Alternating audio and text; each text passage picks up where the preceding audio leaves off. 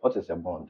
A bond means you are lending your money to someone and then you are earning interest. You are not owning a business, you are just acting like a bank that gives loan to people. Daily life example is if you lend your money to someone reliable and trusted, they promise to pay you back with interest. And that's a bond. That's a clear example of a bond. An example of bonds include the government of Ghana bonds.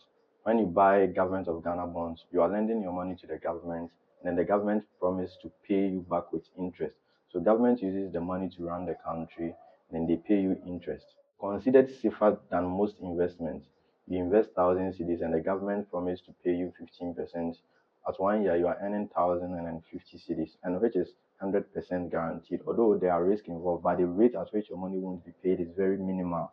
So at the end of the year, you know you are receiving such amounts from the government. The example two is the treasury bills, which has the 91 days, 182 days, and then 364 days.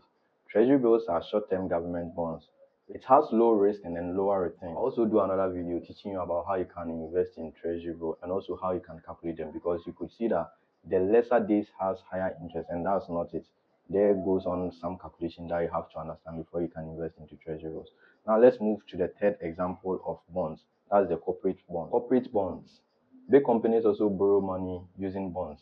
Higher interest than government bonds, slightly higher risk. Now let's talk about advantages and then disadvantages of bonds.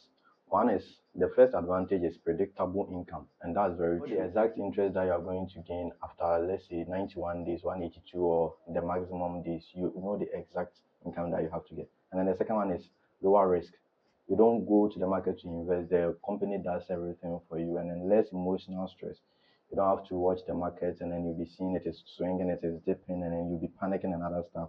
You don't do that.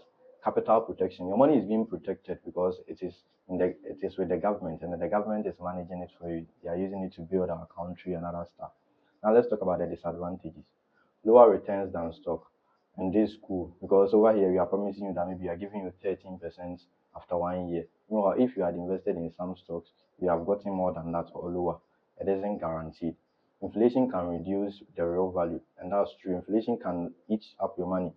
Inflation is actually the buying power of everything that you have, the buying power of your money. If let's say you have 10,000 cedis today, in the next 20 years, it can't buy what it could buy today. Okay, so inflation will eat your money and not suitable for aggressive growth. If you are really expecting your money to grow rapidly, then bond is not suitable for you because you can't expect 30% increment in 1 year or 30% interest in 1 year for bond. You don't build wealth by guessing. You build wealth by understanding simple tools and then using them consistently. On Legend TV, we don't chase hype, we build with knowledge.